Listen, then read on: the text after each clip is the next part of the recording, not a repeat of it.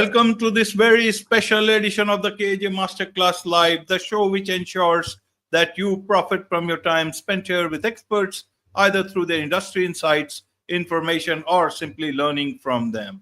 And today we have Joanne Merrick. She is a reimagining manager, leadership development, leadership expert, author of Game On, Is Management Your Best Career Play? And we'll learn about essential skills, mindset shifts, and hidden challenges every aspiring leader must understand. In this backdrop, we'll all have a discussion. And welcome to the show, Joanne. Thank you so much, AJ. It's great to be here. Hi, everyone. You are welcome. Welcome to the show, Joanne. Welcome to India in this online form. And I'm sure not just in India, but a lot of people across the globe will benefit from what we are going to talk right now. We'll understand from you about mastering management, skills required for success of being a manager. We'll talk all of this. But before that, Joanne, let's understand a bit about your journey, your background, so that people know who they are listening to. Oh, absolutely, AJ. So the first thing people notice about me is my accent usually. And I'm actually Australian. And I've spent a lot of time in Asia. I've actually been to India many times myself as well. I've also lived in Hong Kong for 3.5 years, and I'm currently settled in the Pacific Northwest here in the United States. Absolutely. Lots of travel for you, leadership programs across 5 continents and 22 countries. I mean, that's Yes. a lot of experience. And I did not notice your accent. I only noticed your expertise. And I'm sure a lot of people will notice just that. And now I notice with so much of experience you have got, Joanne. So to understand these things better, we talk about, management. And you ask this question, so you want to be a manager. What's wrong with being a manager? It's like, if you want to have a pizza, you go and have a pizza. You just don't decide for so long that the pizza vanishes out of your life. What's wrong with becoming a manager? Oh, too true, AJ. But also, if you want to have a pizza, you need to decide what pizza you want to have. What are your favorite toppings? What do you like? What do you not like? I mean, you wouldn't want to end up with a pizza that you don't like, then you won't eat it. And so it's the same thing for management. You really need to do your research to find out if the role of a manager is actually for you, and it's not for everybody. And I think the people that go into a management role a little bit more prepared are actually more successful at the end of the day. There's some horrible statistics out there, AJ, where 60% of managers fail within the first 2 years of becoming managers. I don't want our listeners to do that. I want them to decide to go into a management role proactively, to start to practice some of the management skills that they will be utilizing as managers when they're individual contributors. And that's a very easy thing to do. And, go into the role with their eyes wide open so that there's no surprises. Well, there might be surprises still, but there'll be less surprises than there would be if they had have done this trustful exercise that so many people do when they're going into management roles.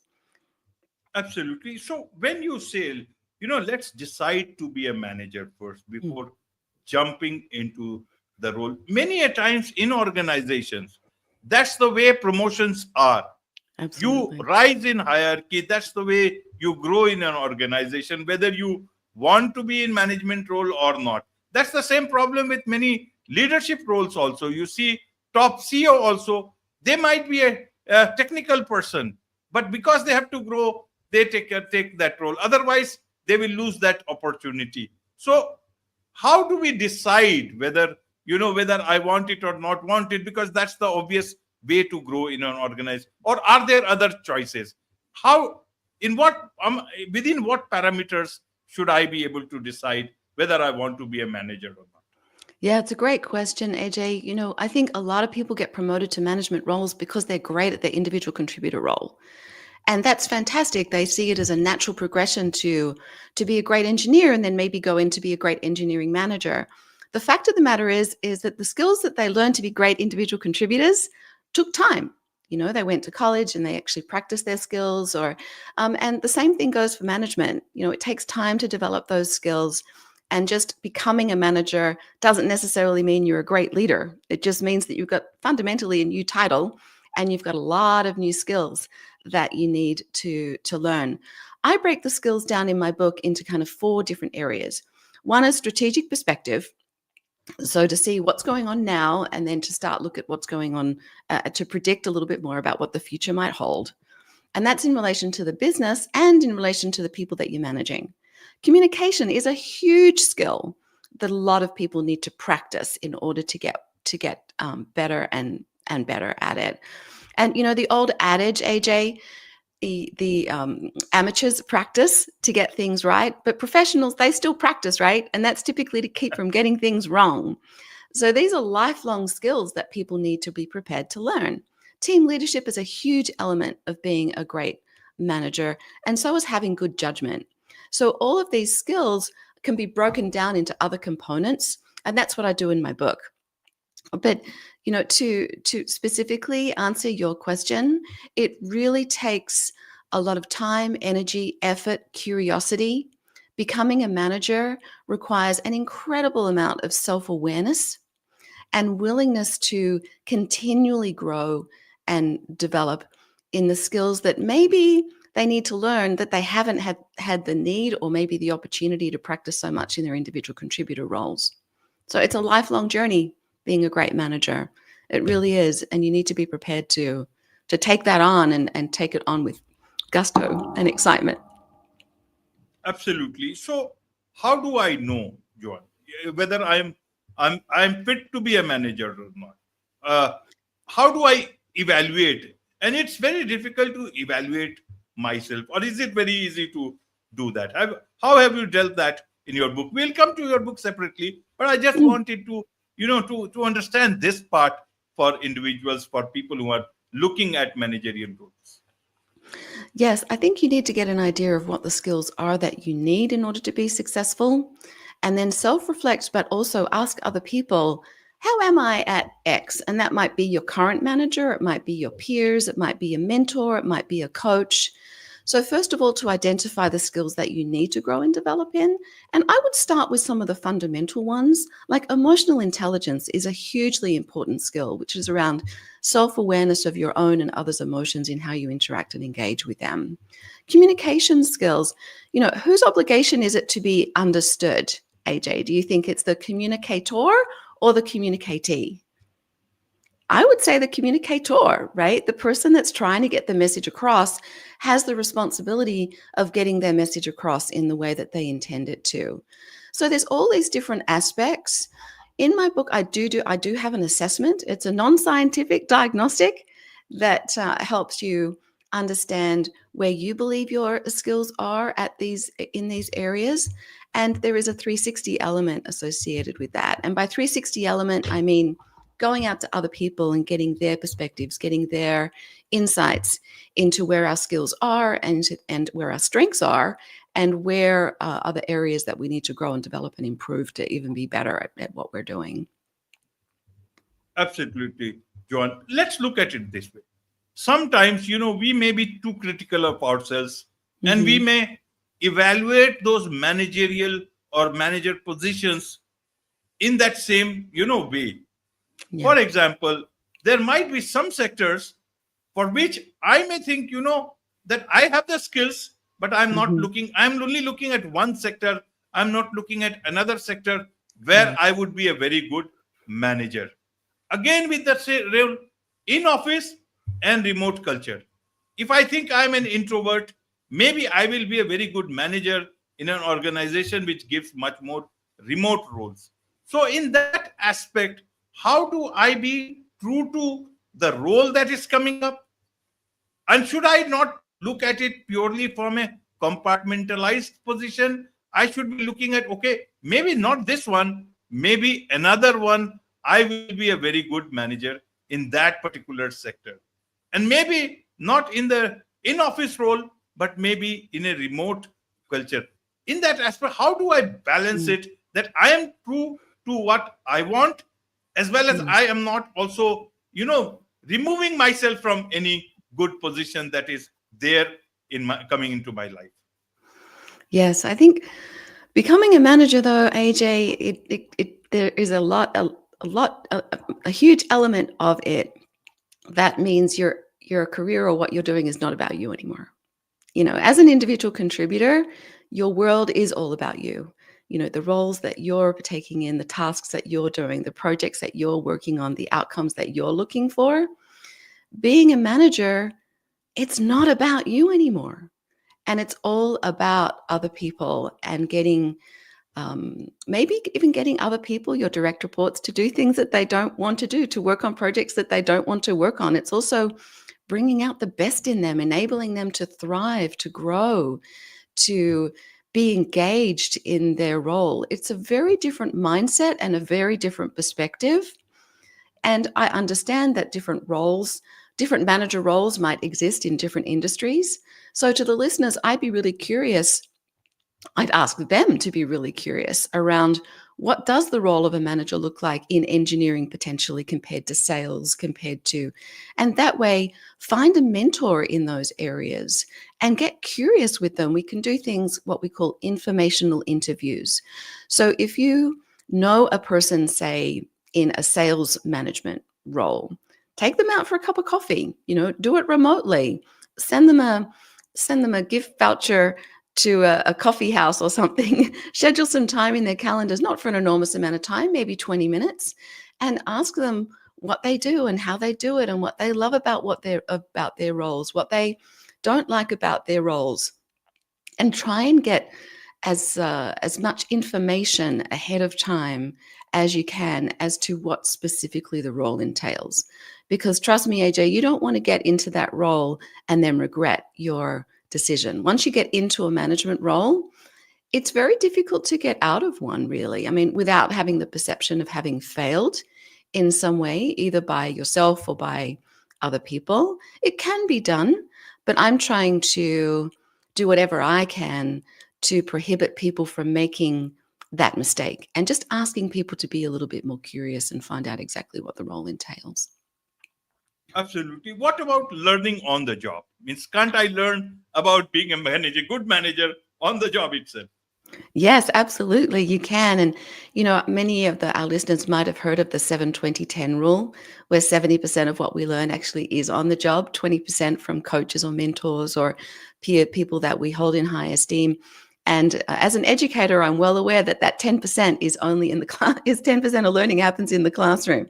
But that 10% is important, because what you do by learning in the classroom, you can then apply real time in real life. And there is an element of on-the-job learning, obviously, to being a great manager.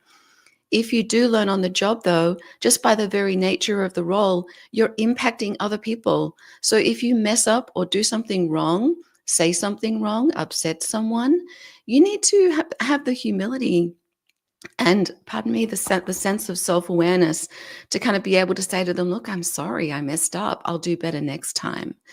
And maybe even get ahead of the game by having open, self-reflective, curious conversations with your direct reports along the lines of, hey, what am I doing right now in being your manager that's working well for you? And what might be one or two things that you'd like me to do differently moving forward in order to be an even better manager for you? How can I support you more in your role to enable you to be even more successful?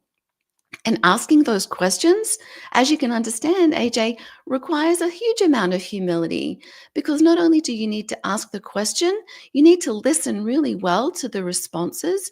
You need to create an environment where your direct reports feel comfortable to share exactly how they're thinking and feeling about being your direct reports.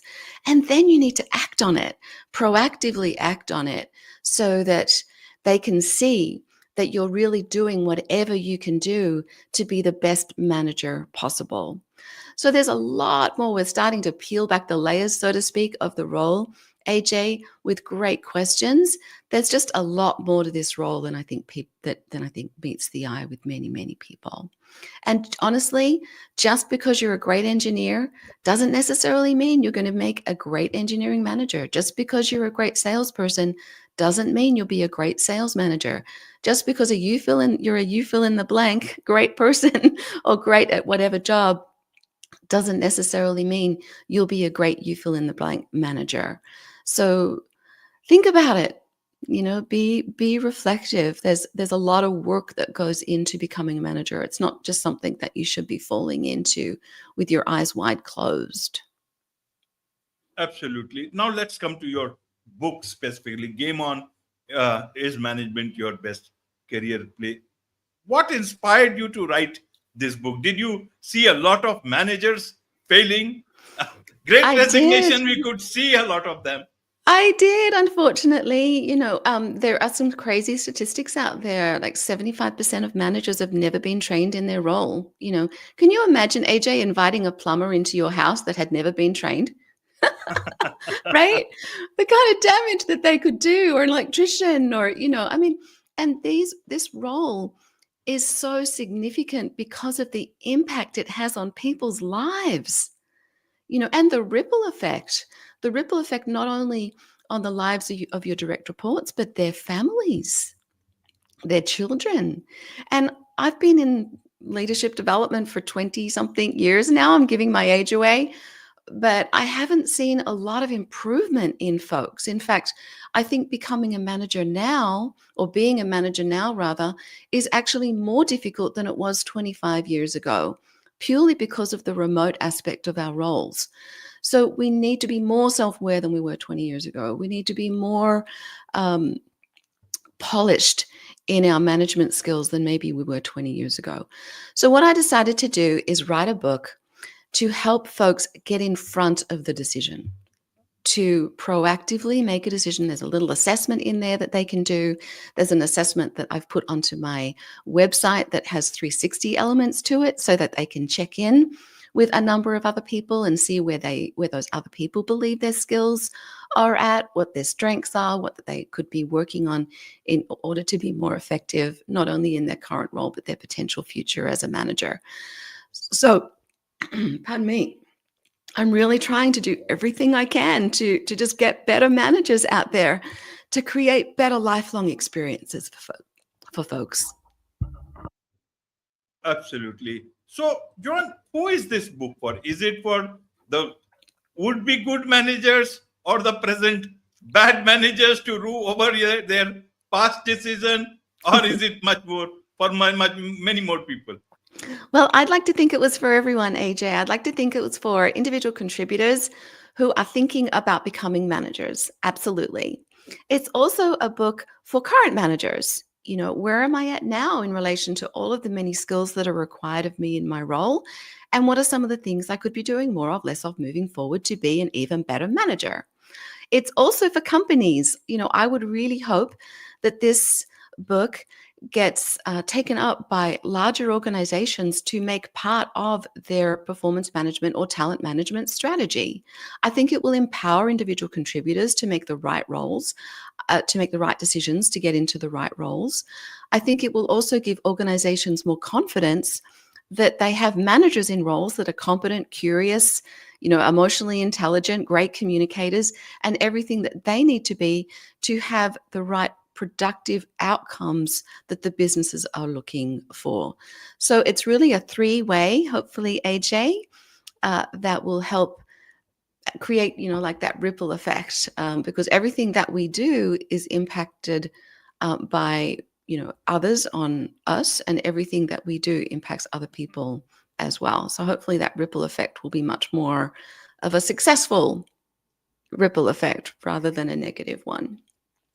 Absolutely, absolutely. All I can say is, may the tribe of good managers, better managers, increase after reading this book. There is Thank so you. I much hope to so.